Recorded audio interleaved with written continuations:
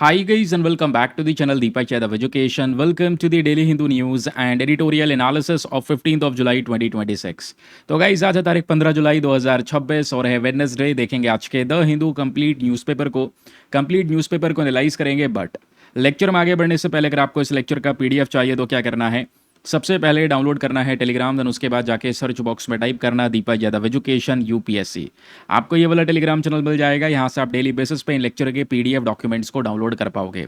Now हमेशा की तरह हम लोग अपने लेक्चर को एक मैप के क्वेश्चन के साथ स्टार्ट करेंगे। तो आज आप सभी को मैप में जाकर देखना है ओमान को कहाँ पर है एग्जैक्टली लोकेटेड। उसके बाद आकर नीचे कमेंट सेक्शन में टाइप करना, जिससे कि आप लोग इसको लंबे समय तक याद रख पाओगे। तो चलिए फिर शुरुआत करते हैं आज के सेशन का। डिस्कशन बहुत ही शानदार रहने वाला है। आज के चुनिंदा टॉपिक्स है, लेकिन वो टॉपिक्स ऐसे हैं जहाँ से यूपीएससी ने प्रीवियस ईयर क्वेश्चंस पूछे हुए हैं। ठीक है, तो अच्छे से पढ़िएगा। ये सेशन आपके लिए बहुत अलग है, थोड़ा डिले से मिलता ज़रूर है, बट यहाँ पे हम न्यूज़पेपर को केवल ऊपर ऊपर से पढ़ते ही नहीं हैं। न्यूज़पेपर के नोट्स बनाते हैं, रिवाइज करने के लिए रिवीजन पॉइंटर्स बनाते हैं, प्रैक्टिस करने के लिए प्रैक्टिस क्वेश्चन करते हैं, प्रीलिम्स के लिए सेपरेट क्वेश्चन डिस्कस करते हैं, मेंस के लिए सेपरेटली डिस्कस किया जाता है। इसलिए समय ज़रूर लगता है, लेकिन आपको हाई क्वालिटी का कंटेंट मिलता है और वही चीज़ हमारे लिए मैटर करती है अल्टीमेटली। तो जब मैं क्वेश्चन की बात कर रहा हूँ, आप लोगों ने एक छोटा सा काम मेरे लिए करना है। मैं आपके सामने पूरा सेशन डिस्कस करूँगा, आप लोगों ने पूरे कंसंट्रेशन के साथ में पूरे लेक्चर को सुनना है। लास्ट में जब टेस्ट आएगा तो उसको अटेम्प्ट करना। पता चलेगा कि आपने सेशन में कहाँ कहाँ पर अपना ध्यान भटकाया है, कहाँ कहाँ पर गलतियाँ हो रही हैं। तो टेस्ट को जैसे अटेम्प्ट करोगे, आपका जो भी स्कोर आएगा उसको नीचे कमेंट सेक्शन में लिखना। आप अपने आप को खुद से चेक कर सकते हो। ये हो तो हो गई प्रीलिम्स की बात।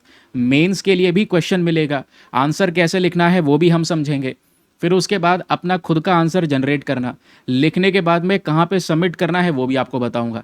तो चलिए फिर शुरुआत करते हैं। बाकी मेक श्योर करें जितने भी लोग फर्स्ट टाइम चैनल पर जुड़ रहे हैं, ज़रूर से चैनल को सब्सक्राइब कर लें, ताकि डेली बेसिस पर यह सेशन आप लोगों तक टाइम टू टाइम पहुँचता रहे।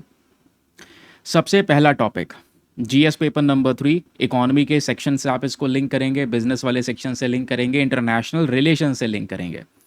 क्या बात हो रही है? हेडिंग यहाँ पर दी गई है कि India bans import of goods made using forced labour amid pending US probe. Matter क्या है?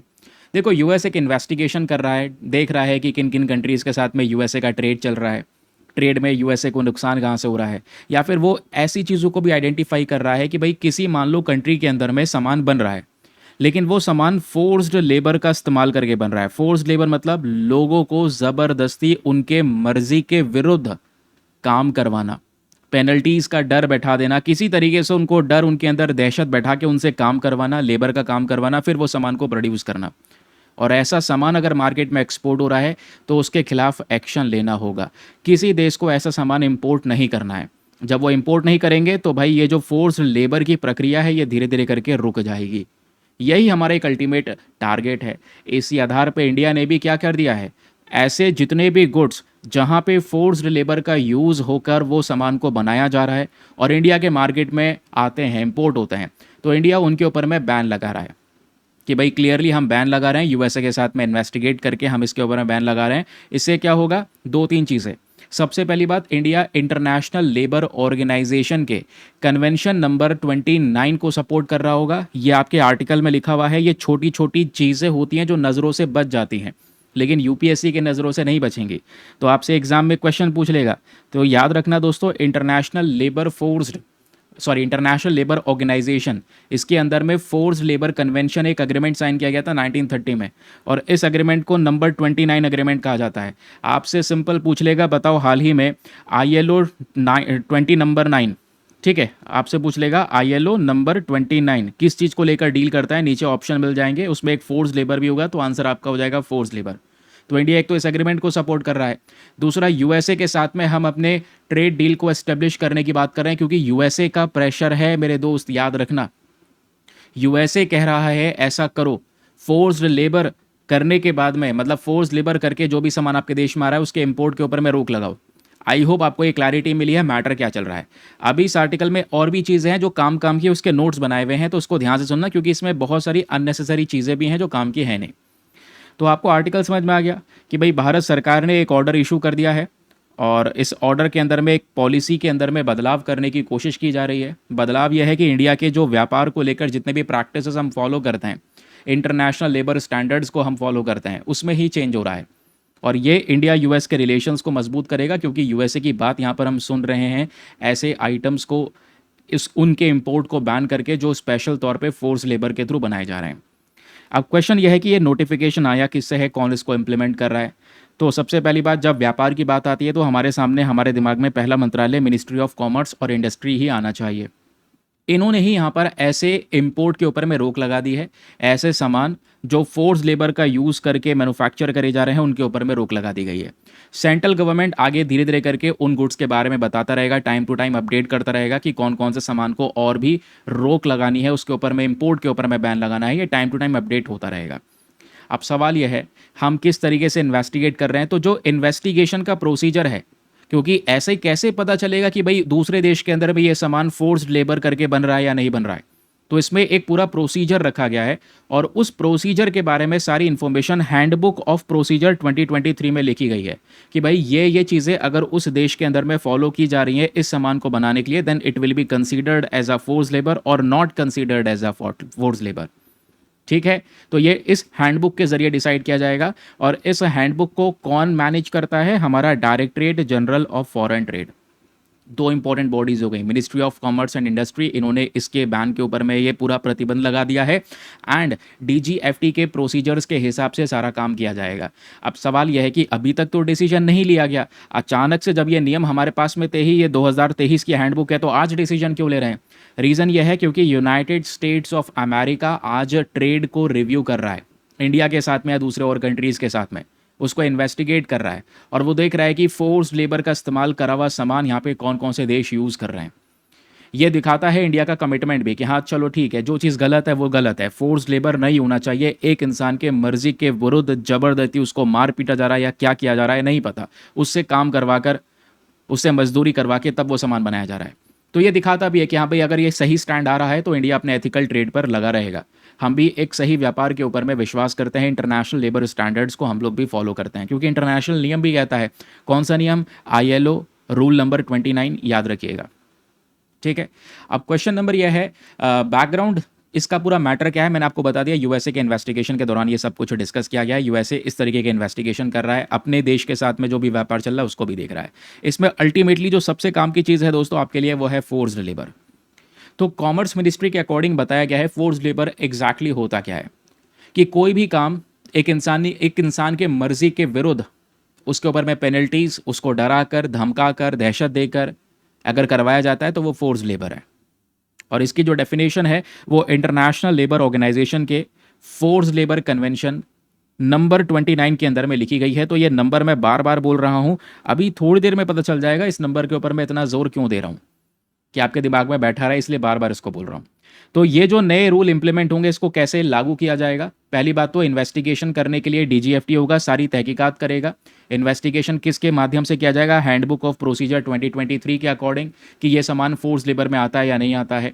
जैसे हम लोग यहाँ पर इसको आइडेंटिफाई कर लेंगे कि बिल्कुल इसको फोर्स लेबर के थ्रू प्रोड्यूस किया गया है, देन उसके ऊपर में फिर सीधा बैन लगा दिया जाएगा। सरकार अपनी प्रोहिबिटेड गुड्स लिस्ट को अपडेट कर लेगी कि भाई कौन कौन से सामान है जो इंडिया में इंपोर्ट नहीं हो सकते। समझ रहे हैं इस डिसीजन का importance number 1 is India ethical trade को फॉलो कर रहा होगा, हम सही व्यापार की तरफ फोकस कर रहे होंगे, फेयर ट्रेड को प्रमोट कर रहे होंगे, इंडिया की ग्लोबल ट्रेड इमेज इंप्रूव हो रही होगी कि हाँ इंडिया एक ऐसा कंट्री है जो इंटरनेशनल लेबर स्टैंडर्ड्स को फॉलो कर रहा है। बाकी हमने यूएसए की कुछ यहाँ पर रिकमेंडेशंस को सुना है, तो इंडिया यूएस के ट्रेड निगोसिएशंस भी आगे एड्रेस होंगे। इंटरनेशनल कमिटमेंट्स के साथ में हम लोग अलाइन होंगे कि हाँ भाई international rules and regulations conventions के हिसाब से हम लोग काम कर रहे हैं। अब जो भी चीज़ें मैंने इस पर्टिकुलर आर्टिकल में डिस्कस की हैं, आपको एग्जामिनेशन में कभी भी रिवाइज करना है बिल्कुल एट द लास्ट टाइम पर, तो रिवाइज करने के लिए इसी पीडीएफ में रिविजन पॉइंटर बना कर दिए जाते हैं। भाई ऊपर जितना कुछ डिस्कस किया एक पेज में, उसको आप यहाँ पर 6 से 7 लाइनों में फटाफट रिवाइज कर सकते हैं। और इसको हम अपने वीक के सेशन के एंड में भी डिस्कस करते हैं, यानी वीकली कंपाइलेशन भी कवर करते हैं। तो इसलिए कह रहा हूँ कि रिवीजन का भी जुगाड़ यहाँ पे हो जाता है हाथों हाथ। लेकिन अभी सवाल यह है कि इस आर्टिकल का इंपॉर्टेंस क्या है, और आप बार बार यहाँ पर ILO नंबर 29 के ऊपर फोकस कर रहे हैं। इसको याद रखना, फोर्स लेबर, एक लाइन तो कम से कम लिख लो अपने पास में अगर नोट वगैरह बना रहे हो तो। रीजन, यूपीएससी साल 2018 प्रीवियस ईयर क्वेश्चन कहता है इंटरनेशनल लेबर ऑर्गेनाइजेशन का कन्वेंशन 138 एंड कन्वेंशन 182 ये किस चीज से रिलेटेड है। तो दोस्तों ये किस चीज से रिलेटेड है मैं आपको बताऊं, ये चाइल्ड लेबर से रिलेटेड है। ठीक है, ILO कन्वेंशन 138, ILO कन्वेंशन 182, ये सब चाइल्ड लेबर से रिलेटेड है। तो ये न्यूज़ में बने हुए थे, तो एग्जामिनेशन में क्वेश्चन बन गया। अब जैसे यहाँ पर आपका है ILO force labour convention 1930 number 29, ये कुछ इस तरीके से पूछ लेगा। तो यहाँ पर ये फोर्स लेबर को लेकर डिनोट करता है। तो PYQs के बेसिस पे एक अच्छा गाइडेंस मिल जाएगा, सही दिशा मिल जाएगी, आपने सही आर्टिकल को पकड़ के पढ़ा है सही तरीके से। चलिए अगला न्यूज़ आर्टिकल, ये भी हमारा GS पेपर नंबर 3 इकोनॉमी के लिए इंपॉर्टेंट है, क्योंकि आज न्यूज़पेपर में बिजनेस पेज पर ही प्रेजेंट है। इंडिया और चाइना का जो व्यापार है, इस व्यापार में इंडिया को घाटा बढ़ता चले जा रहा है। अभी 2026 के केवल 6 ही महीने तो कंप्लीट हुए हैं, अभी 6 महीने बाकी हैं। ऑलरेडी दो कंट्रीज का जो व्यापार है, इंडिया चाइना का व्यापार, ये 90 बिलियन डॉलर्स को क्रॉस कर चुका है पिछले 6 महीने में, जनवरी टू जून के महीने तक। तो कहोगे ये तो बहुत अच्छी बात है, व्यापार बढ़ रहा है। अरे अच्छी बात तो है, लेकिन ये चाइना के लिए ज़्यादा अच्छी बात है। रीज़न पता है क्या है? कि जो 90 बिलियन डॉलर्स का व्यापार हुआ है ना, इसमें से केवल केवल कह रहा हूँ, इसमें से 79 बिलियन डॉलर्स का तो केवल और केवल हमने इंपोर्ट किया है। समझे कि भाई अगर 90 बिलियन डॉलर का व्यापार हुआ है तो 80 बिलियन डॉलर का लगभग हम लोगों ने यहाँ पर इंपोर्ट कर लिया है। यानी खरीद ज़्यादा रहे हैं और बेच बहुत कम या ना के बराबर बेच रहे हैं। यही कंडीशन 2025 में रही थी। लास्ट ईयर क्या हुआ? इंडिया चाइना का पूरे साल का व्यापार 155 बिलियन डॉलर से ज़्यादा का पहुंच गया। और इसमें पता है इंडिया को घाटा कितना हुआ है? 100 बिलियन डॉलर से ज़्यादा हम लोग ट्रेड डेफिसिट को फेस कर रहे थे। इसी को ही ट्रेड डेफिसिट कहते हैं। ट्रेड डेफिसिट क्या होता है?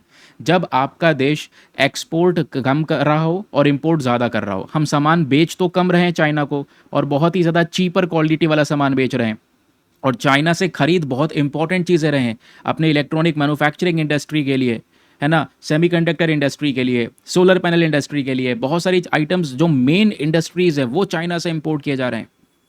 तो व्यापार का इस साल का जो कंडीशन है ना, ये क्रॉस होने वाला है। यानी कि 2025 का रिकॉर्ड टूटने वाला है। 2025 में अपने आप रिकॉर्ड बन गया था कि 155 बिलियन डॉलर का व्यापार क्या है। तो क्या चाइना के साथ में हमारा सबसे ज़्यादा व्यापार होता है? सही बात है। आज अगर टॉप ट्रेडिंग पार्टनर कंट्रीज को देख लोगे इंडिया के, तो नंबर 1 पे चाइना या अमेरिका ही रहता है। बस अमेरिका के साथ डिफरेंस यह है कि अमेरिका के साथ व्यापार में हम फायदे में रहते हैं, यानी कि उसको एक्सपोर्ट ज़्यादा करते हैं और अमेरिका से इंपोर्ट कम करते हैं।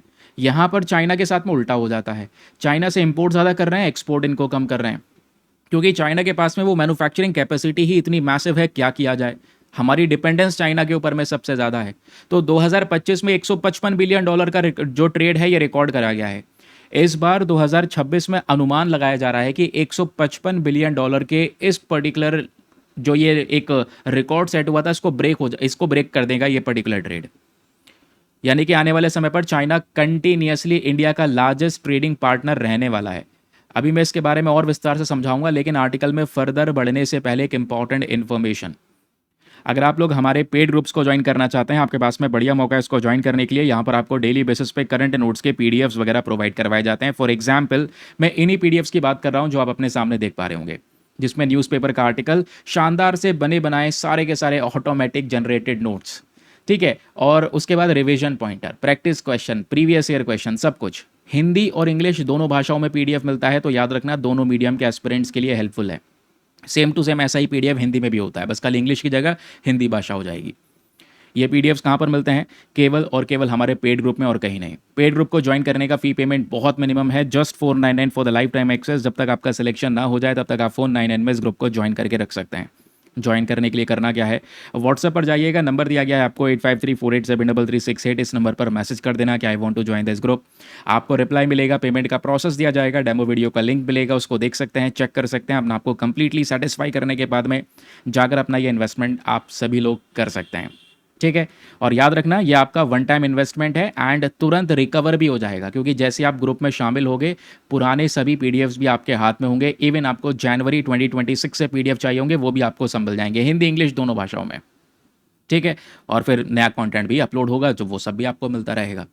तो आइए, हम लोग क्या डिस्कस कर रहे थे इंडिया की इस पर्टिकुलर कंडीशन को, कि भाई आर्टिकल कहता है कि इंडिया ने जो इंपोर्ट किया है चाइना से, वो लगभग 80 बिलियन डॉलर का तो हम लोगों ने इंपोर्ट कर लिया है केवल अभी 6 महीनों के अंदर में। आने वाली 6 महीने की स्थिति क्या होती है वो आपको आने वाले दिसंबर के महीने में पता चलने वाला है, ठीक है। कंडीशन क्या है ये समझ में आया, मामला क्या चल रहा है वो समझ में आया। लेकिन क्वेश्चन यह है कि इंडिया को ने एक्सपोर्ट कितना क्या है? देखो, भले ही इंपोर्ट बड़ा हो, हमारा एक्सपोर्ट भी थोड़ा सा बड़ा है। लेकिन इस इंपोर्ट के सामने ये एक्सपोर्ट कुछ भी नहीं है। कहाँ $80 बिलियन का आपने इंपोर्ट कर लिया और कहाँ $12 बिलियन का आपने केवल चाइना को एक्सपोर्ट किया है। और एक्सपोर्ट भी क्या क्या है, बहुत ही ज़्यादा लो क्वालिटी वाले आइटम्स की चाइना अगर कल परचेज नहीं भी करेगा तो उसके ऊपर में कोई असर नहीं पड़ेगा। लेकिन अगर हमने ये आइटम्स परचेज नहीं करे ना चाइना से तो हमारी इंडस्ट्रीज कोलैप्स कर जाएंगी। इसी को बोलते हैं निर्भरता, जो अभी चाइना के ऊपर में बहुत ज़्यादा है। ट्रेड डेफिसिट के आंकड़े मैंने आपके सामने प्रेजेंट किया कर दिए। अब रीजन क्या है, कारण क्या है इस ट्रेड डेफिसिट के पीछे का? पहला reason, higher imports of electronics good. यानी जो चाइना से आइटम इंडिया इंपोर्ट कर रहा है वो बहुत हाई क्वालिटी का, बहुत ही इंपॉर्टेंट इंडस्ट्रियल मैटर को हम लोग यहाँ पर इंपोर्ट कर रहे हैं। फॉर एग्जाम्पल, इंडस्ट्री में मशीन्स चल रही हैं, इक्विपमेंट चल रहे हैं, चाइना से आ रहे हैं। क्रूड ऑयल, गोल्ड और बहुत सारा इंटरमीडिएट गुड्स जो खासकर इलेक्ट्रॉनिक्स मैन्युफैक्चरिंग इंडस्ट्री में यूज़ होता है, वो इलेक्ट्रॉनिक आइटम सब चाइना से आ रहा है। तो इंडिया का जब आप लोग एक ट्रेड देखोगे, इंडियन ऑफिशियल्स यहाँ पर ये कहते हैं कि देखो हमें ना ये ट्रेड डेफिसिट के साइज को लेकर चिंता नहीं है, लेकिन उसके बास्केट को लेकर चिंता है। बास्केट मतलब इंडिया आज चाइना से बहुत हाई क्वालिटी का आइटम ले रहा है, इलेक्ट्रॉनिक प्रोडक्ट्स, मशीनरी, इक्विपमेंट्स, और एक्सपोर्ट क्या कर रहा है बदले में? चाइना हमसे क्या परचेस कर रहा है, इसको आप थोड़ा सा देखिए। ऑर्गेनिक केमिकल परचेस कर रहा है, कुछ ओर्स परचेस कर रहा है, सी फूड परचेस कर रहा है। मैंने बोला ना, जिसको अगर चाइना नहीं भी परचेस करेगा तो उस पर इंपैक्ट नहीं पड़ेगा। तो ये exports low value added products हैं। हमें अपना इस एक्सपोर्ट को इंप्रूव करना होगा। कुछ नए आइटम्स को लेकर चाइना के मार्केट का एक्सेस हमें लेना होगा।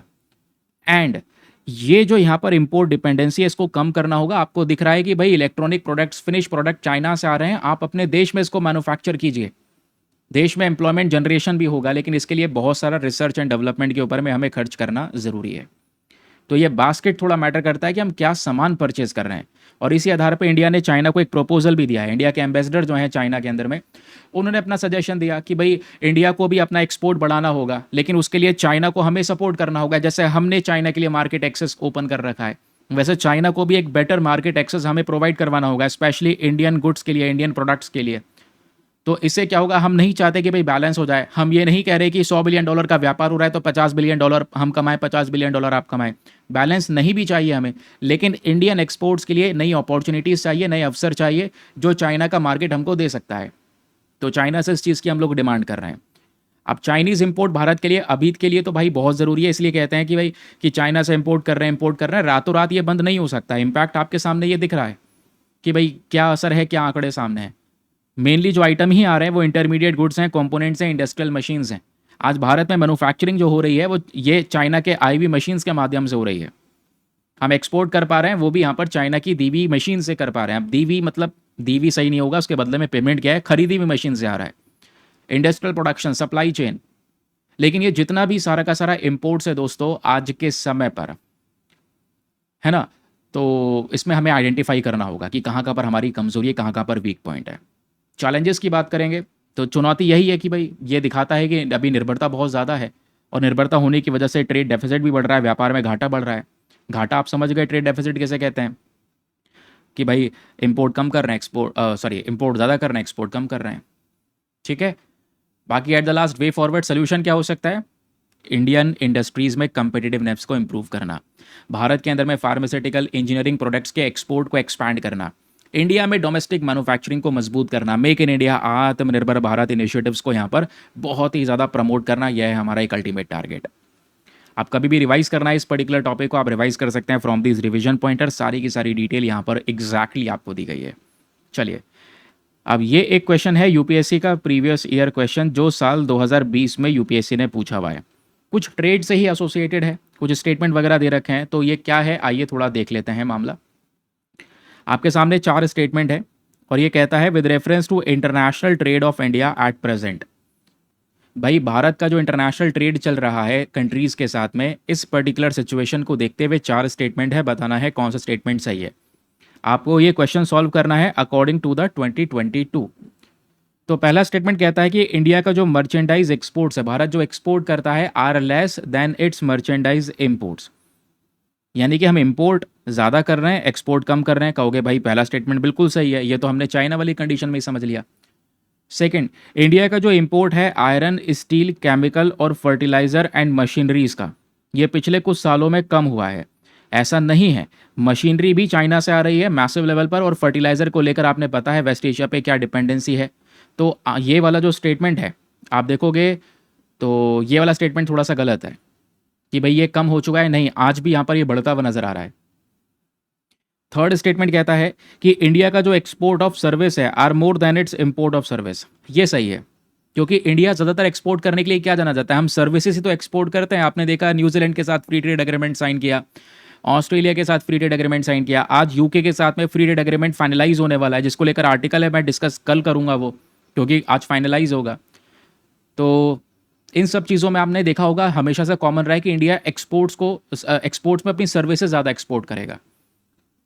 ठीक है, तो इंडिया की जो सर्विसेज हैं, खासकर सर्विसेज का जो एक्सपोर्ट है ये ज़्यादा है देन इम्पोर्ट।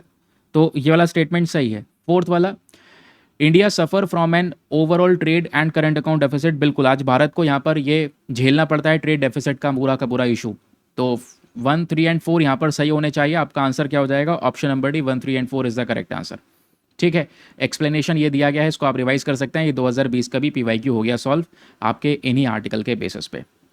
चलिए अगला news article, GS paper number 3 defence and security के साथ में लिंक करेंगे, और ये आज का हमारा एडिटोरियल है। इस एडिटोरियल को लिखने वाले हमारे राइटर साहब हैं राहुल बेदी, एक डिफेंस रिपोर्टर हैं, एनालिस्ट हैं, और इन्होंने लिखा है कि इंडिया और अमेरिका के डिफेंस रिलेशंस, जहाँ पे हम अमेरिका से बहुत सारे हथियार वगैरह परचेज करते हैं, कुछ हथियारों के नाम भी हैं, C-17 ग्लोब मास्टर, UPSC ने क्वेश्चन पूछा हुआ है, चेक कर लेना। ठीक है, C-130J transport aircraft, P-8I maritime petrol aircraft, M777 howitzer. तो ये कुछ वेपन्स के नाम है, मैंने इसको सेपरेटली रखा हुआ है, आगे बताऊंगा। फिर ये जनरल इलेक्ट्रिक इंजन का क्या इशू है, GE414 क्या है, ये छोटी छोटी बातें इस आर्टिकल में दी गई हैं। इंडस एक्स क्या है ना, ICET इनिशिएटिव क्या है 2 कंट्रीज़ के बीच का, ITAR क्या है, ठीक है, DTI क्या है। तो ये मैं आगे बताऊंगा, सब कुछ मैंने सेपरेटली अलग से बना रखा है ताकि आपकी कोई भी इंपॉर्टेंट इन्फॉर्मेशन ना छूटे।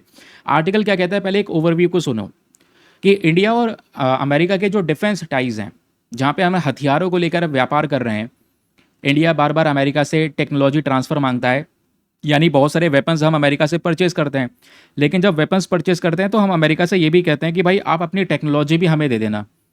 लेकिन अधिकतर बार यही हुआ है कि अमेरिका ने कभी भी अपनी टेक्नोलॉजी नहीं दी है। अभी भी इंडिया और अमेरिका डिफेंस के मामले में केवल बायर और सेलर का काम करते हैं, हम खरीदते हैं और अमेरिका बेचता है।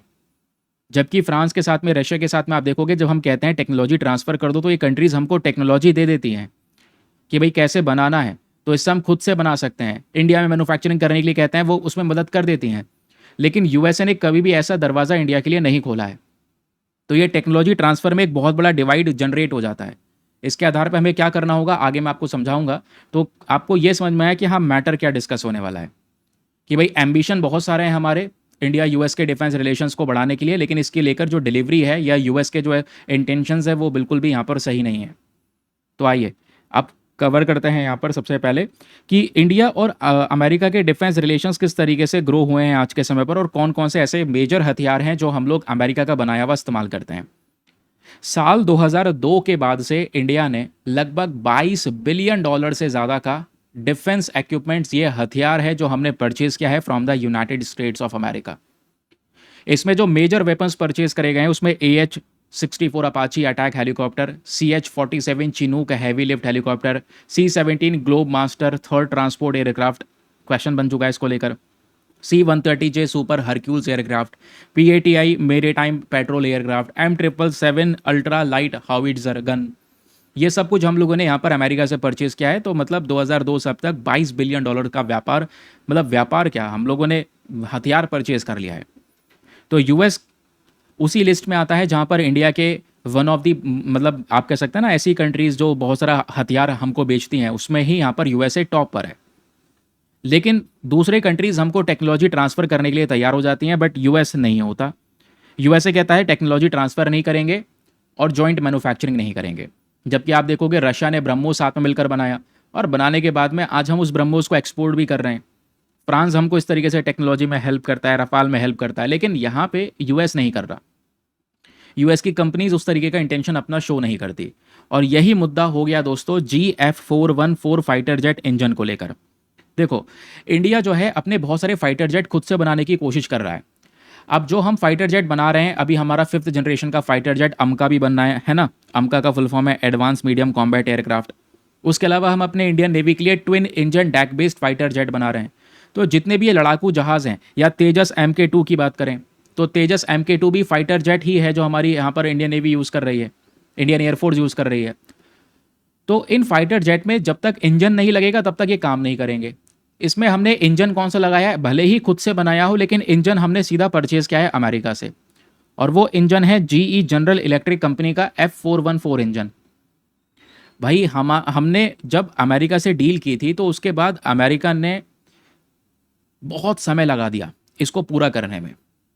मेजर इशू ये था कि शुरुआत में एस्टिमेटेड एक जो प्रिडिक्शन कॉस्ट लगाया गया था कि मतलब जब नॉर्मल इनफॉर्मल तरीके से बातचीत चल रही थी कितने के पड़ जाएंगे इंजन, हमने डिस्कस किया तो एस्टिमेटेड कॉस्ट 70-80 करोड़ रुपए था। वो बढ़ते बढ़ते ही उन्होंने 200 करोड़ रुपए से ज़्यादा पहुंचा दिया इन इंजन का। तो जनरल इलेक्ट्रिक जो ये कंपनी है ना, इन्होंने बहुत सारा इन्वेस्टमेंट का डिमांड किया। इन्होंने यहाँ पर बोला कि देखो मतलब लगभग $800 मिलियन का इन्वेस्टमेंट चाहिए, 7,576 करोड़ का इन्वेस्टमेंट चाहिए, तभी हम अपना प्रोडक्शन यूनिट भारत में लगाएंगे, तभी हम इंजन भारत में बनाएंगे। तो ऐसी ऐसी डिमांड इनकी साइड से आने लगी। तो जब ऐसी भयंकर डिमांड आने लगी, हज़ारों करोड़ रुपए की डिमांड आने लगी, तो नेगोशिएशंस दोस्तों रुक गए और इसी वजह से इन इंजन की सप्लाई रुक गई, जिसकी वजह से तेजस MK2 या दूसरे और फाइटर जेट्स का जो हमारा प्रोडक्शन है वो कम हो चुका है। इसी के लिए हम कावेरी इंजन को फंड करने की बात करते हैं। हम कहते हैं कावेरी इंजन को सरकार फंड करे ताकि कावेरी इंजन भारत खुद से बना ले, क्योंकि आज हम लोग पूरा ढांचा तैयार कर लेंगे, इंजन के लिए डिपेंडेंट रहेंगे किसी और कंट्री पे, और वो कंट्री इस तरीके के अपने पॉलिसीज़ को प्रेजेंट करेगा तो हमारे लिए फिर वो दुविधा है। इसमें नुकसान किसका है, हमारा ये कि हमारा प्रोजेक्ट डिले हो जाएगा। और ऐसा ही हुआ है दोस्तों, मल्टीपल नेगोशिएशन की वजह से ये प्रोजेक्ट एक तो कॉम्प्लिकेटेड हो जाते हैं, ऊपर से समय बहुत लग जाता है। हम बहुत पीछे चल रहे हैं चाइना के कंपैरिजन में, USA के कंपैरिजन में इन टर्म्स ऑफ डिफेंस प्रोडक्शन। अब प्रॉब्लम यह है कि अभी के लिए तो फिर हमें इंजन परचेज करना पड़ता है क्योंकि खुद से बनाया नहीं, अभी टाइम लगेगा। तो कावेरी इंजन को फंड करना ज़रूरी भी है, ये हमको एक लेसन भी मिलता है। लेकिन GE414 इंजन की जब बात आती है तो PM मोदी की US विजिट हुई थी 2023 में। उस समय पर एक बहुत इंपॉर्टेंट प्रोजेक्ट को यहाँ पे अनाउंस किया गया था जिसका नाम है ICET प्रोजेक्ट। इसका फुल फॉर्म है initiative on critical and emerging technologies की भाई जो इंपॉर्टेंट और एमर्जिंग टेक्नोलॉजीज़ है वहाँ पर इंडिया US मिलकर काम करेंगे। ये सोचा था कि साथ में मिलकर मैन्युफैक्चरिंग कर लेंगे। इंटेंशन यही था कि भाई इंडिया US के रिलेशन केवल खरीदारी और बेचना और खरीदने से हटकर थोड़ा सा जॉइंट डिफेंस मैन्युफैक्चरिंग में आ जाएगा। लेकिन 2023 से 2026 आ गया, आज तक यहाँ पर ये डिस्कशन रिजॉल्व ही नहीं हुए। आज भी दोस्तों वही उनकी जो कंडीशंस पहले थी वैसे ही कंडीशंस आज भी उन डिफेंस कंपनीज की प्रेजेंट है। फिर आप देखोगे हमने 2012 में भी कोशिश की थी डिफेंस टेक्नोलॉजी ट्रेड इनिशिएटिव करके कि भाई साथ में मिलकर प्रोडक्शन करेंगे, लेकिन अगेन बहुत सारे डिस्कशन हुए ही नहीं और तुरंत यहाँ पर क्या हुआ दोस्तों, पूरा मोमेंटम खराब हो गया, फिर कोई बातचीत ही नहीं हुई उस एग्रीमेंट पर। फिर 2022 में ICT एग्रीमेंट किया गया। ICT एग्रीमेंट में हमने ये टारगेट रखा था कि भारत अमेरिका दोनों मिलकर कॉपरेट करेंगे semiconductor, artificial intelligence, quantum technology, telecommunication, space, biotechnology, drones, resilient supply chain, defence technology, इन सब सेक्शंस में। लेकिन हुआ क्या, जब एक बड़े डिफेंस प्रोजेक्ट की जब हमने शुरुआत की कि चलो समय आ चुका है, आओ USA और इंडिया मिलकर डेवलप करते हैं, तो जैसे यहाँ पर GE414 इंजन प्रोग्राम की बात आई, मामला यहीं पर अटक गया। ये मामला अभी तक रिजॉल्व ही नहीं हुआ। उनको डिमांड है पैसों की बहुत सारे, समझ रहे हैं। फिर उसके बाद और वो टेक्नोलॉजी भी नहीं देना चाहते कि हम आपको टेक्नोलॉजी भी नहीं देंगे। India US defence acceleration ecosystem INDUS-X जिसको बोलते हैं, 2023 में एक और अग्रीमेंट होता है।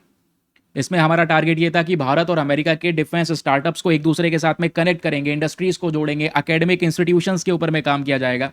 आउटकम क्या निकल कर आया कि केवल लोगों के अंदर में एक उत्साह आ गया था, लेकिन मेजर कोई डेवलपमेंट हुआ नहीं। आज तक कोई डेवलपमेंट नहीं हुआ 2023 के बाद।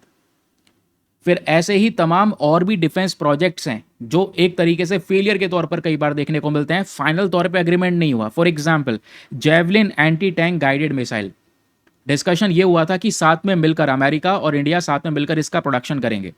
पिछले 10 सालों से पेंडिंग पड़ा है project. Striker infantry combat vehicle, ठीक है, इसको लेकर बात की गई थी, भाई जनरल डायनामिक्स के साथ में भारत मिलकर काम करेगा। उसका प्रोग्रेस आज तक हुआ ही नहीं और प्रोजेक्ट धीरे धीरे करके ठंडे बस्ते में चला गया। MQ-9B स्काई गार्जियन सी गार्जियन ड्रोन, 2024 में इंडिया ने 31 ये ड्रोन्स परचेज करे थे जनरल एटॉमिक कंपनी से। डील की वैल्यू यहाँ पर $3.5 बिलियन रखी गई। हमारा एक्सपेक्टेशन ये था कि ये ड्रोन्स भारत में बनाए जाएंगे, असेंबली भारत में होगी, थोड़ा मैन्युफैक्चरिंग इंडिया में होगा, मेंटेनेंस, रिपेयर और इसकी जितनी रिपेयरिंग कैपेसिटी है वो सब इंडिया को दिया जाएगा। लेकिन हुआ क्या, जब यहाँ पर ये ड्रोन्स परचेज कर लिए गए, इन सब कंपनीज ने मना कर दिया कि हम कोलैबोरेट नहीं करने वाले। तो मोस्टली आप देख पाओगे डायरेक्ट परचेज के तौर पर ही तो दिखाई दिया, कोई कोलैबोरेशन दिखाई नहीं दिया। ये खरीदारी वाला काम हो गया कि भाई सीधा खरीद दिया और वो कुछ अब उनका उन्होंने पल्ला झाड़ लिया, पैसे मिल गए उन्हें, काम खत्म। तो ये टेक्नोलॉजी ट्रांसफर इतना डिफिकल्ट क्यों हो रहा है, स्पेशली यूएस वाले केस में? क्योंकि इंडिया को चाहिए एडवांस टेक्नोलॉजी ट्रांसफर। भाई हम इतना पेमेंट कर रहे हैं, एक एक्सपेक्टेशन रख रहे हैं, और दूसरे कंट्री हमको ये वाली अपॉर्चुनिटी दे रहा है कि हम आपको टेक्नोलॉजी दे रहे हैं। लेकिन जब हम आपसे डिमांड कर रहे हैं कि ठीक है, आपसे हम आपका वेपन ये पसंद आ रहा है, हम आपसे ये वेपन परचेज कर रहे हैं, तो एडवांस टेक्नोलॉजी ट्रांसफर की डिमांड है, या चलो इंडिया में आकर मैन्युफैक्चर कर लो, है ना। इससे क्या होगा, इंपोर्ट पे डिपेंडेंस कम हो जाएगा। लेकिन यूएस का पर्सपेक्टिव क्या है, यूएसए कहता है कि जितनी भी हमारी डिफेंस टेक्नोलॉजी है वो स्ट्रेटेजिक एसेट है। और जो टेक्नोलॉजी शेयर करने की बात आती है तो यूएसए में एक नियम आता है आईटीएआर, इसका फुल फॉर्म है international traffic in arms regulation. इस चीज़ को यहाँ पर याद रखिएगा, बहुत इंपॉर्टेंट है। इस नियम के अंतर्गत टेक्नोलॉजी ट्रांसफर को स्ट्रिक्ट तौर पे कंट्रोल करता है अमेरिका, और वो मना करता है कि भैया हम टेक्नोलॉजी ट्रांसफर नहीं करेंगे। समझे, केवल एक्सपोर्ट करवा लो, खरीदना है तो बताओ।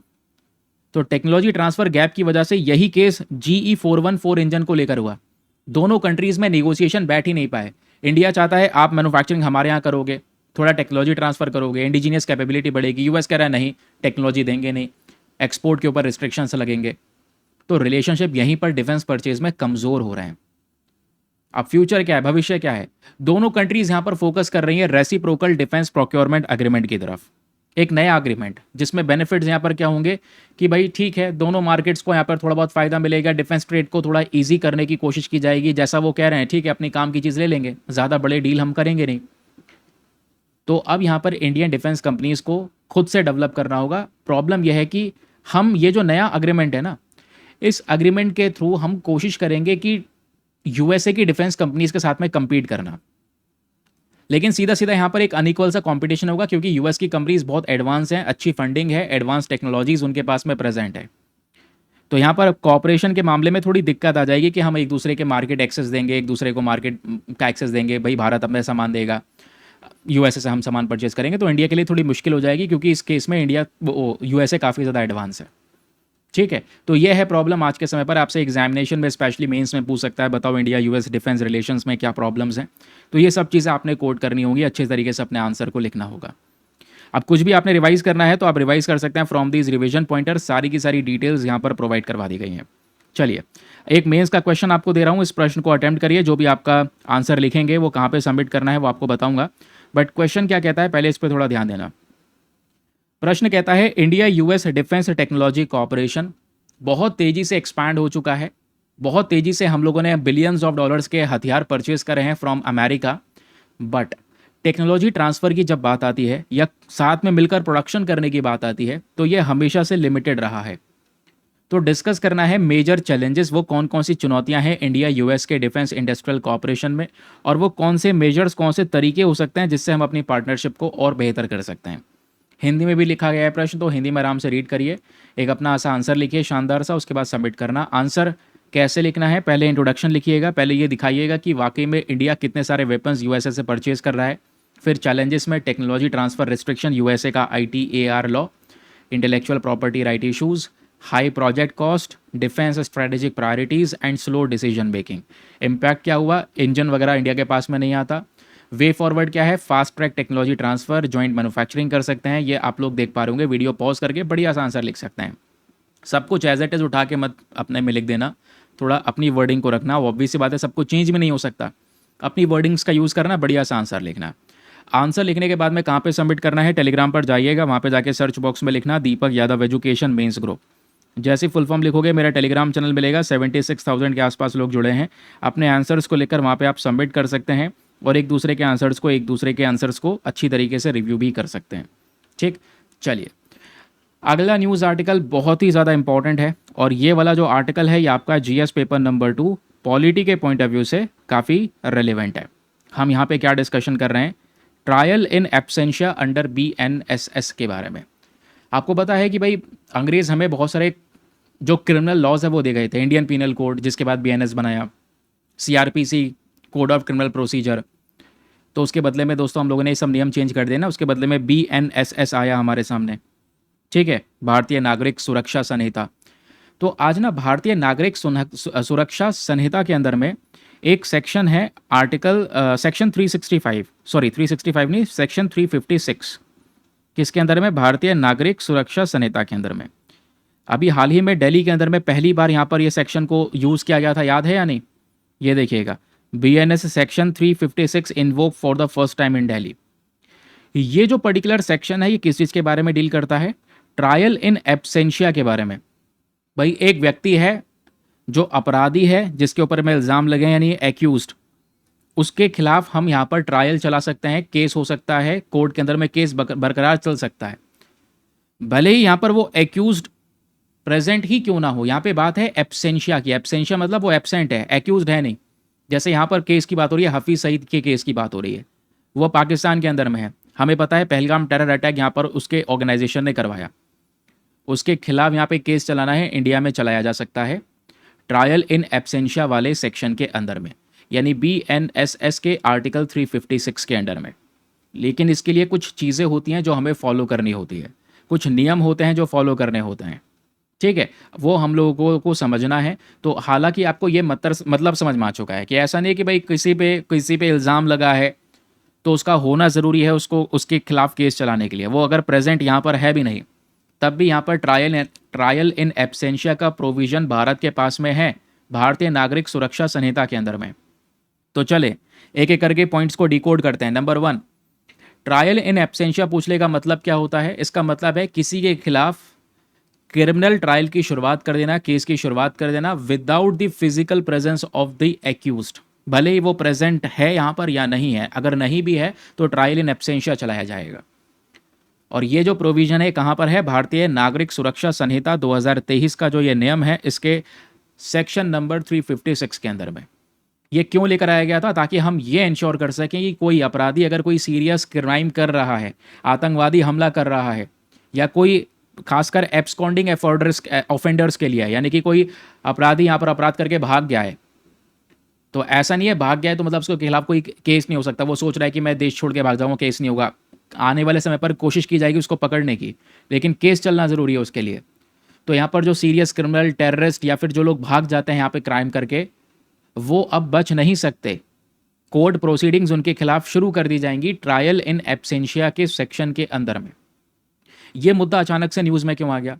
क्योंकि अभी हाल ही में जो नेशनल इन्वेस्टिगेशन एजेंसी है एनआईए, इन्होंने मांग की है हाफिज़ सईद के अगेंस्ट में यहाँ पर इस पर्टिकुलर केस की शुरुआत करने की। हाफिज़ सईद जो पाकिस्तानी बेस्ड जो ये बैंड लश्कर ताइबा करके एक टेररिस्ट ऑर्गेनाइजेशन है, उसका चीफ है ये हाफिज़ सईद। पहलगाम टेरर अटैक के केस में ये इन्वॉल्व था, तो इसके खिलाफ एक्शन लेने की यहाँ पर बात की गई। अब इस केस का जब एग्जैक्ट बैकग्राउंड जब हम लोग देखते हैं तो एक स्पेशल नेशनल इन्वेस्टिगेशन एजेंसी जो कोर्ट है वो जम्मू के अंदर में है। इन्होंने हाल ही में एक नॉन बेलेबल वारंट को जारी किया था हाफिज़ सईद के खिलाफ, और इस वारंट की वजह से एक चार्जशीट तैयार होगी एनआईए की साइड से, फिर उसके बाद में ट्रायल शुरू हो जाएगा। भले ही हाफिज़ सईद है यहाँ पे या नहीं है, बट ट्रायल यहाँ पर शुरू हो जाएगा, फिर कोशिश की जाएगी फर्दर उसको लेकर आने की और सज़ा दिलवाने की। तो अभी के समय पर हाफिज़ सईद को चार्ज किया गया है भारतीय न्याय संहिता 2023 के अंडर में और अनलॉफुल एक्टिविटीज़ प्रिवेंशन एक्ट 1967 के अंदर में। और ये चार्जेस किस चीज़ से रिलेटेड हैं कि भाई इंडिया के खिलाफ वॉर छेड़ने की कोशिश की गई है और क्रॉस बॉर्डर टेररिज्म को यहाँ पर बढ़ावा दिया गया है। अब सईद यहाँ पर ऑब्वियसली बात है इंडियन कोर्ट के सामने प्रेजेंट नहीं हो सकता, लेकिन जो हमारा नेशनल इन्वेस्टिगेशन एजेंसी है वो इसके खिलाफ एक ट्रायल इन एब्सेंशिया शुरू कर सकता है, एक केस शुरू कर सकता है इस सेक्शन 356 ऑफ बीएनएसएस के अंडर में। ठीक है, तो आपको ये समझ में आ गया कि भाई मैटर क्या चल रहा है। अब इसी चीज़ को थोड़ा सही तरीके से लिखना हो, क्योंकि ऑब्वियसली बात है एग्जाम में लिखना है, तो जो ऐसा बोल रहे हैं उल्टा सीधा मतलब एक्सप्लेन करने के लिए उसको लिखा नहीं जा सकता, उसके लिए वहाँ पर एक आपको एक फॉर्मल लैंग्वेज चाहिए। तो इस तरीके से आपने लिखना है ट्रायल इन एब्सेंशिया के बारे में कि भाई इसका मतलब एक criminal trial conduct without the accused being physically present कहाँ पर है? भारतीय नागरिक सुरक्षा संहिता के आर्टिकल 356 के अंदर में। लेकिन ये कब दिया जाएगा? जब यहाँ पर मान लो कोई ऑफेंडर है जो भाग चुका है, उसको दोषी करार दिया गया है, जानबूझ के यहाँ पर वो ट्रायल से बचने के लिए अपराध करके भाग गया है ना, या फिर कोई भी यहाँ पर उसका पॉसिबिलिटी ऐसी है, उसको अरेस्ट अभी नहीं किया जा सकता क्योंकि वो बाहर कहीं भाग चुका है क्राइम करके। तो ऐसे केस में यहाँ पे क्या होता है, ट्रायल इन एब्सेंशिया की शुरुआत की जा सकती है। कोर्ट इंक्वायरी को कंटिन्यू कर सकता है, ट्रायल शुरू कर सकता है, अपने जजमेंट्स वगैरह भी दे सकता है। ठीक है, क्लियर हो गया।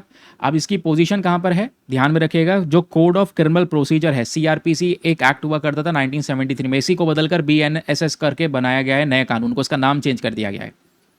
तो इसका सेक्शन 84 क्लॉज सेक्शन 82 क्लॉज 4 ये भी यहाँ पर बात करता है कि भाई मान लो कोई ऐसा अपराधी है भी जो भाग गया है, एब्सकॉन्डिंग एक्यूज जिसको बोलते हैं, अपराध करके भाग गया है, उसकी प्रॉपर्टी को अटैच कर सकती है गवर्नमेंट, उसकी प्रॉपर्टी छीन सकती है।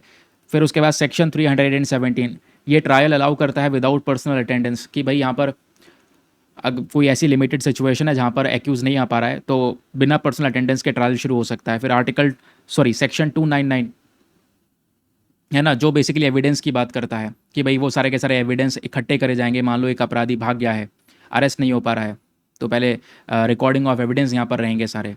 हालांकि लिमिटेशन यह है कि जो सीआरपीसी का नियम हुआ करता था 1973 वाला, इसमें कंप्लीट ट्रायल नहीं हुआ करता था। लेकिन जब हमने इसको चेंज किया और 2023 में इसका नाम बदलकर बीएनएसएस कर दिया, भारतीय नागरिक सुरक्षा संहिता, और इसको इसके अंदर में सेक्शन 356 हम लोगों ने ऐड किया, तो हमने इसमें फुल क्रिमिनल ट्रायल शामिल कर दिया। यानी कि पुराने वाले लॉ में और नए वाले लॉ में जो 2023 में बदला है उसमें एक चेंज हुआ है। क्या डिफरेंस है आप ये से देख सकते हैं, सीआरपीसी 1973 में और भारतीय नागरिक सुरक्षा संहिता 2023 में। ये ट्रायल इन एब्सेंशिया पहले भी था लेकिन कोई कंप्लीट ट्रायल नहीं था पहले। अभी क्या है, फुल ट्रायल अलाउ कर दिया गया है, फुल ट्रायल चलेगा। पहले केवल limited recording of evidence allow था, अब यहाँ पे कंप्लीट इंक्वायरी कर सकते हैं। ठीक है, जजमेंट वगैरह भी दिया जा सकता है। पहले वाले लॉ में जो ये केस है वो सालों तक पेंडिंग रहता था, अब यहाँ पर डिलेज को रोकने के लिए यहाँ पे सारा काम किया गया है। पहले वाले लॉ के अंदर में जो इतने भी प्रावधान थे वो बहुत कम थे, प्रोविजंस कम थे। अभी सारे के सारे जो गाइडलाइंस है वो डिटेल से प्रोवाइड करवाई गई हैं ताकि फेयर तरीके से किसी भी ऐसे केस के खिलाफ में ट्रायल को चार्ज किया जा सके। ठीक है, अब यहाँ पर किसको इस ट्रायल इन एब्सेंशिया के अंदर में धरा जा सकता है या उसके खिलाफ चार्ज किया जा सकता है, तो ऐसा नहीं है कि हर एक व्यक्ति के खिलाफ यहाँ पर ट्रायल इन एब्सेंशिया शुरू हो जाएगा, नहीं। ये केवल और केवल प्रोक्लेम्ड ऑफेंडर्स के ऊपर में ही अप्लाई होगा और अंडर दी सेक्शन 84 ऑफ भारतीय नागरिक सुरक्षा संहिता। इसके लिए कुछ कंडीशंस हैं, जैसे सबसे पहली चीज़ कि भाई जो मुजरिम है, ठीक है, जिसके ऊपर में इल्ज़ाम लगे हैं, खासकर मुजरिम साबित हुए हैं, बट जो इल्ज़ाम लगे हैं उसने ऐसा ऑफेंस किया है जिसमें कम से कम तो उसको 10 साल की सज़ा मिलनी ही मिलनी। अगर ऐसा अपराध किया है या उम्र कैद की सज़ा मिल सकती है या डेथ पेनल्टी की सज़ा मिल सकती है, ठीक है, और वो कोर्ट के सामने नहीं आ रहा है, भग चुका है, तो ऐसे केस में ट्रायल इन एब्सेंशिया अवेलेबल होता है सीरियस ऑफेंस के लिए, कोई सीरियस ऑफेंस के लिए, याद रखना। अब ये ट्रायल चलाने के लिए जो ये भारतीय नागरिक सुरक्षा संहिता है, इसने कुछ इंपॉर्टेंट नियम दे रखे हैं। जैसे पहले 2 अरेस्ट वारंट दिया गया है इसके अंदर में कि भाई कोर्ट को पहले 2 लगातार वारंट्स देने होंगे और दोनों वारंट्स के बीच में 30 दिन का समय होगा। वारंट जानते हैं ना भाई, किसी को अरेस्ट करना है तो ऐसे नहीं कर सकते, पहले वारंट लाना पड़ता है। वारंट बेसिकली यहाँ पर दिया जाता है, तो 2 अरेस्ट वारंट जारी करना होगा। फिर पब्लिक नोटिस उसके खिलाफ जारी करेंगे, लोकल न्यूज़पेपर में, नेशनल न्यूज़पेपर में, उसको 30 दिन देंगे, कोर्ट के सामने प्रेजेंट हो जाओ भाई, ठीक है, वो छुप के बैठा है ना। फिर तीसरा यहाँ पर डिस्प्ले ऑफ नोटिस डिस्प्ले किया जाएगा और जहाँ पे लास्ट टाइम पे वो अपराधी दिखा है उसके घर पे वो नोटिस भेजा जाएगा या उसके परिवार को, उसके फ्रेंड को इन्फॉर्म किया जाएगा। फिर जो ट्रायल है इसकी शुरुआत 90 दिन तक नहीं हो सकती, क्योंकि 90 दिन में जैसे चार्जेस सारे के सारे फ्रेम हो जाएंगे, जो चार्जेस हैं एनआईए फ्रेम कर देगा, या 90 डेज में जो भी चार्जेस फ्रेम होंगे उसके बाद ही यहाँ पर ट्रायल की शुरुआत होगी। और मान लो यहाँ पर वो जो व्यक्ति है उसका कोई लॉयर नहीं है, कोई लॉयर उसके खिलाफ में, उसके बिहाफ में अपीयर नहीं हो रहा है, उसने किसी लॉयर को नहीं भेजा है, तो कोर्ट यहाँ पर एक स्टेट फंडेड डिफेंस लॉयर को लेकर आएगा। राइट टू क्रॉस एग्जामिनेशन का भी यहाँ पर प्रोविजन है। ऑडियो विजुअल रिकॉर्डिंग्स रखी जाएंगी, ये रिकॉर्डिंग्स को प्रोटेक्ट करके रखा जाएगा फ्यूचर जुडिशियल रिव्यू के लिए, कि भविष्य में अगर कोई रिव्यू करना है इस पर्टिकुलर केस में उसके लिए। तो ये है बीएनएसएस का पूरा मामला। आई होप आपको एक क्लैरिटी मिल चुकी है। अब प्रश्न यह है कि मान लो जिस समय पर केस चल रहा था, ट्रायल चल रहा था, उस समय पर जिस पे इल्ज़ाम लगे थे वो व्यक्ति नहीं आया, लेकिन बाद में अगर आ गया तो, यानी कि if the accused appears later then what will happen. अगर वो एक्यूज व्यक्ति बाद में आ जाता है, बाद में दिखता है, तो क्या होगा? तो बाद में अरेस्ट कर सकते हैं क्या? तो कोर्ट यहाँ पे सबसे पहले तो जो भी ऊपर पहले केस देखा गया था उसमें जो भी विटनेस थे उन सबको क्रॉस एग्जामिन करेगा, अपने सारे एविडेंस, क्योंकि तभी तो बोला कि रिकॉर्डिंग रखी जाएगी, सारे एविडेंस को रिकॉर्ड करके रखा जाएगा। फिर कोर्ट की प्रोसीडिंग्स यहाँ पर शुरू होंगी, फेयर ट्रायल राइट्स यहाँ पर उसकी साइड पे हम लोग थोड़ा सा ज़्यादा ध्यान देंगे। तो ये प्रोविज़न इसलिए लेकर आया गया था, खासकर जितने भी ये टेररिस्ट एक्टिविटीज़ इसको रोका जा सके। क्रिमिनल ट्रायल में जो डिले होने लगता है उसको रोक कम किया जा सके, तुरंत लोगों को जस्टिस मिल जाए, एंड टेररिज्म, ऑर्गेनाइज क्राइम या इवन बॉर्डर पार भी ऑफेंस चल रहा हो तो उसको यहाँ पे तुरंत हम लोग इन्वेस्टिगेट कर सकें। इसी के लिए ही यहाँ पर ट्रायल इन एब्सेंशिया के प्रोविजंस को लेकर आया गया है। आई होप आपको ये क्लैरिटी मिल चुकी है, इसको आप अच्छे से याद रख पाएंगे। इंपॉर्टेंट है, एग्जामिनेशन में पूछा जा सकता है। इसको रिवाइज करने के लिए इंपॉर्टेंट फैक्ट्स और रिवीजन पॉइंटर दिए हैं, इसको रिवाइज कर लीजिएगा। अब देखते हैं कितने अच्छे से आपने सेशन को सुना है, क्योंकि सेशन को अच्छे से सुना होगा तो ये सारे के सारे प्रैक्टिस क्वेश्चंस को आप सॉल्व कर पाओगे। एक एक करके मैं आपके सामने प्रश्न दे रहा हूँ, नीचे कमेंट सेक्शन ओपन करो, क्वेश्चन 1 क्वेश्चन 2 करके डालो और सभी आंसर्स को नीचे कमेंट सेक्शन में लिखना शुरू करो। क्वेश्चन नंबर 1 आपके सामने प्रेजेंट है। With reference to recent prohibition on imports made using forced labour consider the following statements. तो यहाँ पे कहता है कि हाल ही में जो ये प्रोहिबिशन यानी कि फोर्स्ड लेबर का इस्तेमाल करके कोई सामान अगर इंडिया में इंपोर्ट हो रहा है तो उस पर रोक लगाने की बात की गई है। इस आधार पे 3 स्टेटमेंट है, कौन सा सही है? पहला कि ये जो रोक लगाई गई है इसको इशू किया है ministry of commerce and trade की साइड से। सेकंड, जो इन्वेस्टिगेशन है, इन्वेस्टिगेशन किया जाएगा कि भाई जो इंपोर्टेड गुड्स हैं क्या वाकई वहाँ पे फोर्स लेबर का यूज़ हुआ है या नहीं हुआ है, लेकिन ये इन्वेस्टिगेशन कौन कंडक्ट करेगा? Director general of foreign trade. Third, ये जो डेफिनेशन है फोर्स लेबर की, ये भारत के थ्रू अडॉप्ट करी गई है, जो ILO force labour convention 1930 number 29 के अंदर में लिखी गई है। तो बताएं कौन सा स्टेटमेंट एग्जैक्टली सही है? Option number A 1 and 2 only, B 1 and 3 only, C 2 and 3 only, या फिर डी तीनों के तीनों स्टेटमेंट्स यहाँ पर सही हैं। जल्दी जल्दी आंसर लिखो नीचे कमेंट सेक्शन में इसका। क्वेश्चन 2 आपके सामने प्रेजेंट है। With reference to India China trade in the first half of 2026, 2026 के शुरुआती 6 महीनों में भारत चाइना का व्यापार जो हुआ है उसको लेकर 3 स्टेटमेंट है, बताना है कौन सा सही है। पहला, चाइना अभी भी इंडिया का सबसे बड़ा ट्रेडिंग पार्टनर है इन गुड्स। सेकंड, इंडिया का जो एक्सपोर्ट है चाइना के अंदर में वो तेजी से ग्रो तो किया है, एक्सपोर्ट भी ग्रो किया है in terms of percentage than it imports from China. ठीक है, जो चाइना से इंपोर्ट कर रहे हैं वो तो ज़्यादा ही, बट जब हम एक्सपोर्ट की बात कर रहे हैं तो परसेंटेज के बेसिस पे ये थोड़ा सा ग्रो किया है। थर्ड स्टेटमेंट कहता है कि इंडिया का जो ट्रेड डेफिसिट है, व्यापार में जो घाटा है चाइना के साथ में, वो पिछले कुछ सालों के कंपैरिजन में कम हो गया है। तो बताएं कौन सा स्टेटमेंट सही है? 1 and 2 only, 2 and 3 only, 1 and 3 only, या फिर डी तीनों के तीनों स्टेटमेंट्स यहाँ पर एग्जैक्टली सही हैं। Next question, with reference to ICET यानी initiatives on critical and emerging technologies, तो ICT इनिशिएटिव को लेकर 3 स्टेटमेंट है, बताना है कौन सा सही है। पहला, इसको लॉन्च किया गया था ताकि इंडिया और अमेरिका के बीच में क्रिटिकल टेक्नोलॉजीज़ को लेकर रिलेशंस को हम मजबूत कर सकें। सेकंड, इसमें artificial intelligence, semiconductor, quantum technology सभी चीज़ों पे काम करने की बात करते हैं। Third, GE414 fighter jet engine का जो प्रोग्राम है ये भी यहाँ पर इसी इनिशिएटिव का एक मेजर हिस्सा है। तो बताएं कौन सा स्टेटमेंट सही है? 1 एंड 2 ओनली, 1 एंड 3 ओनली, उसके बाद यहाँ पर है 1, 2 एंड 3 ओनली, या फिर 1 एंड 3 ओनली। कौन सा स्टेटमेंट सही है? जल्दी जल्दी नीचे कमेंट सेक्शन में बताएं। चलिए नेक्स्ट क्वेश्चन आपके सामने यहाँ पर, एक सेकेंड,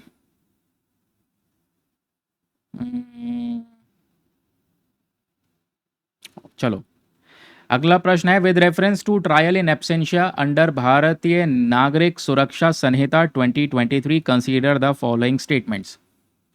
तो भारतीय नागरिक सुरक्षा संहिता को लेकर 3 स्टेटमेंट है, बताना है कौन सा स्टेटमेंट सही है, स्पेशली ट्रायल इन एब्सेंशिया को देखते हुए। पहला, ट्रायल इन एब्सेंशिया के बारे में सारी जानकारी BNSS के अंदर में सेक्शन नंबर 356 के अंदर में दी गई है। दूसरा, जो ये ट्रायल इन एब्सेंशिया है ये अप्लाई होता है only to proclaimed offenders, specially वो व्यक्ति जिन्होंने सीरियस अपराध किया है जिसकी सज़ा ही कम से कम 10 साल है या 10 साल से ज़्यादा, या उम्र कैद, या फिर कह सकते हैं कि मौत की सज़ा, ऐसे केस पे अप्लाई होता है। थर्ड, जो ये कोर्ट है can immediately begin trial without giving any opportunity to the accused to appear, यानी कि जिस पे इल्ज़ाम लगा है उसको कोर्ट में अपीयर होने का कोई मौका नहीं दिया जाता, सीधा का सीधा यहाँ पर ट्रायल शुरू किया जा सकता है। तो बताएं तीनों में से कौन सा स्टेटमेंट सही है रिगार्डिंग ट्रायल इन एब्सेंशिया। नीचे आपको ऑप्शन दिए गए हैं, option number A 1 and 2 only, 2 and 3 only, फिर C 1 एंड 3 ओनली, या फिर डी तीनों के तीनों स्टेटमेंट सही हैं। तो चलिए दोस्तों फटाफट इनके आंसर्स लिखिएगा नीचे कमेंट सेक्शन में। आज के लिए हमारे लिए बस इतना ही है सेक्शन में।